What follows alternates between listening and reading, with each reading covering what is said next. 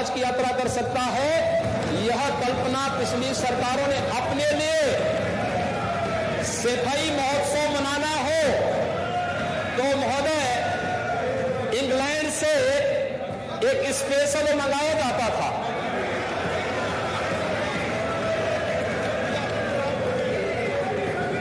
बग्गी मंगाई जाती थी, लेकिन एक गरीब अगर हवाई जहाज की यात्रा हवाई चप्पल पहनने वाला मोदी जी इसको साकार कर रहे हैं तो इनको बुरा लगता है। तो यही ₹100 ब्रांड है ये।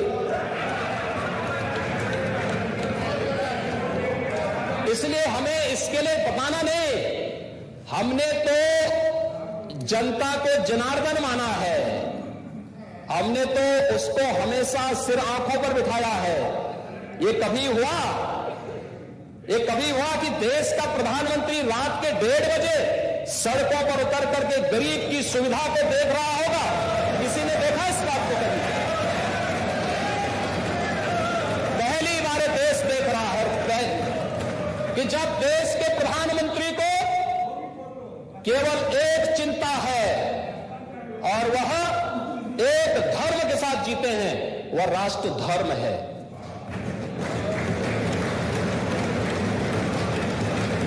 सबका साथ, सबके विकास के भाव के साथ जो कहा सो करके दिखाया।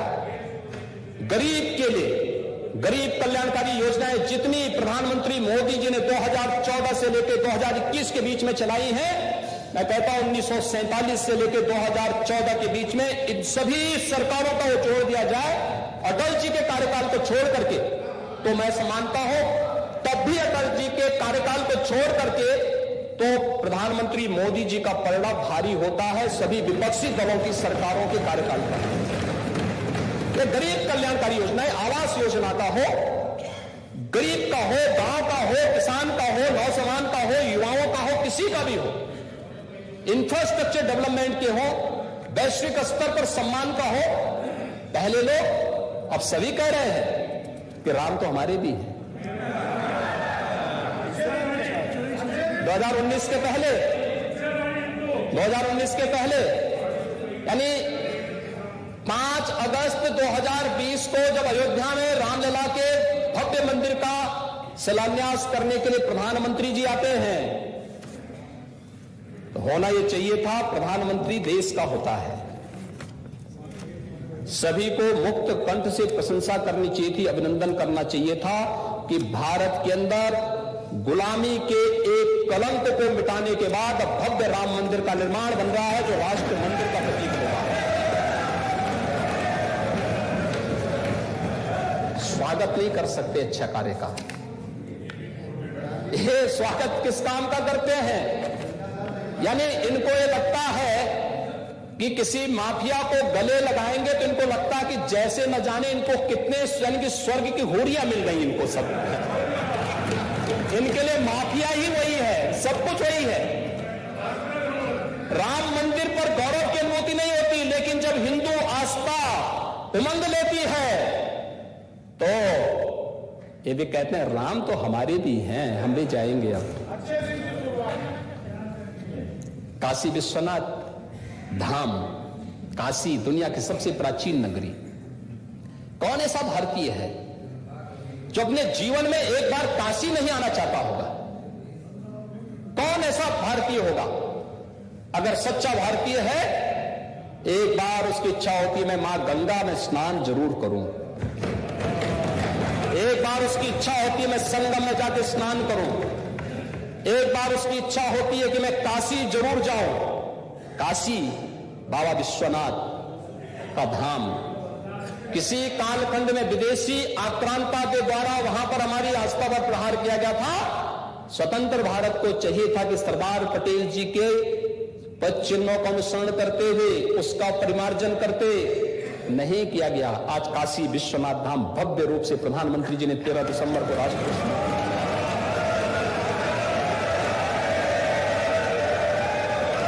अच्छा नहीं लगता, इन लोगों को अच्छा नहीं लगता।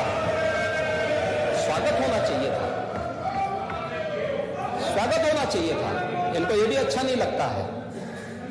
मथुरा वृंदावन के विकास के लिए लोग यदुवंश के नाम पे वोट लेना चाहते हैं, लेकिन भगवान कृष्ण की जन्माष्टमी को बैन करते हैं।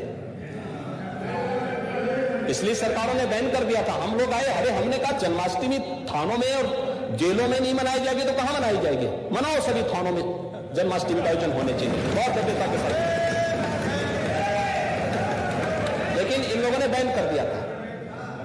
ये लोग बैन कर दिए थे। इनको कोई फुर्सत, यानी इनको आस्था का अपमान करना ये लोग अपना जन्मसिद्ध अधिकार मानते थे, और आतंकवादियों को रिहा करना भी ये अपने लिए गौरव की बात मानते थे। लेकिन उसके ठीक विपरीत आस्था का सम्मान करना और आतंकवादियों को ठिकाना लगाना, ये हमारे लिए गौरव की बात होती है। बस यही अंतर है, फर्क साफ है। और ये फर्क साफ है, आपके भी दिमाग में आ गया होगा। फर्क साफ है। उज्जवल रमण जी समझ जाइए, समझ जाइए। आप कम से कम नितिन जी से कुछ तो प्रेरणा लीजिए।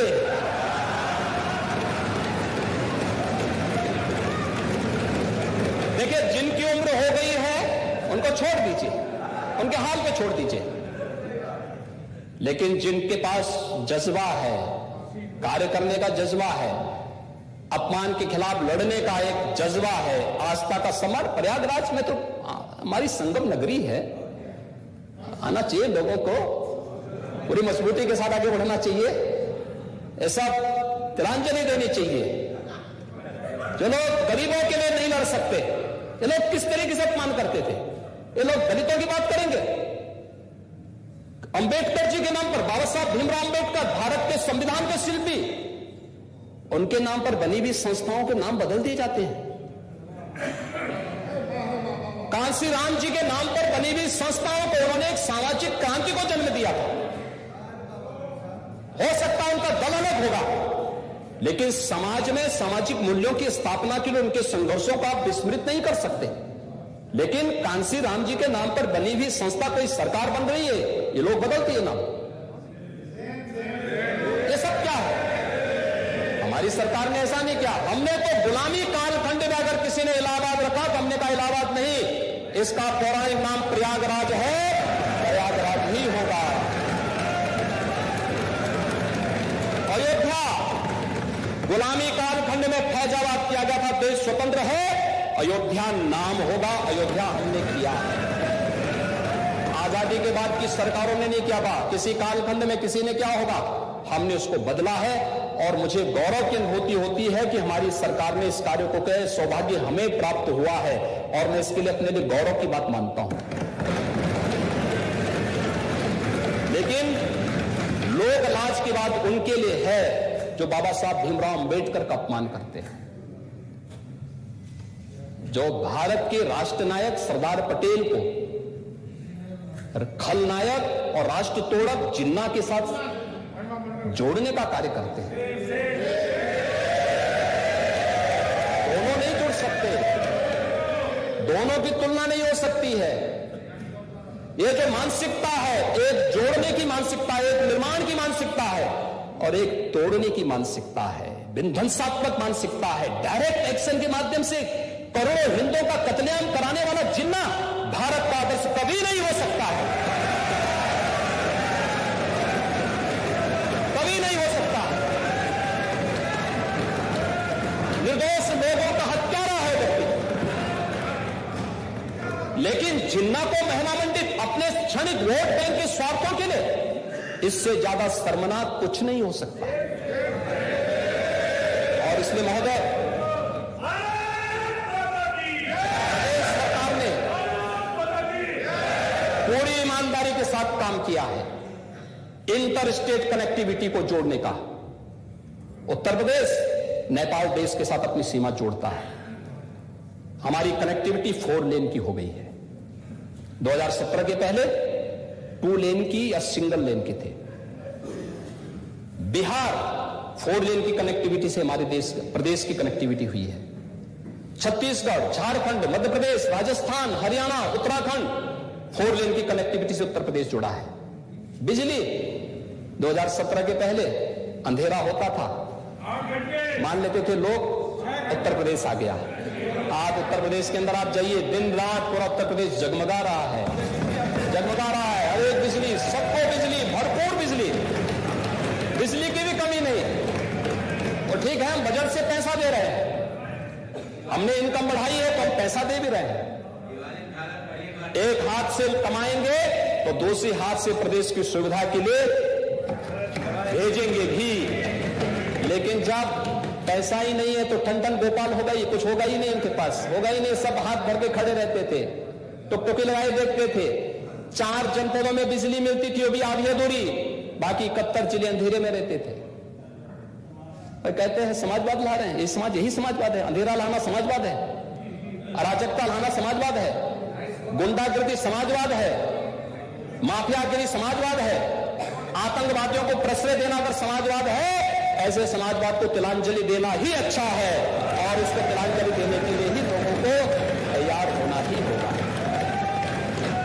ये खिलाड़ियों का सम्मान युवा कल्याण और खेलकूद विभाग ने किस प्रतिबद्धता के साथ किया। आज हर गांव में खेल मैदान बन रहे हैं, हर विकास खंड में स्टेडियम बनाए जा रहे हैं। बेहतरीन तरीके से उत्तर प्रदेश देश का पहला राज्य जिसने ओलंपिक में जाने वाले उत्तर प्रदेश के हर खिलाड़ी को और मेडल प्राप्त करने वाले हर खिलाड़ी को लखनऊ में बुलाकर के सम्मान किया था।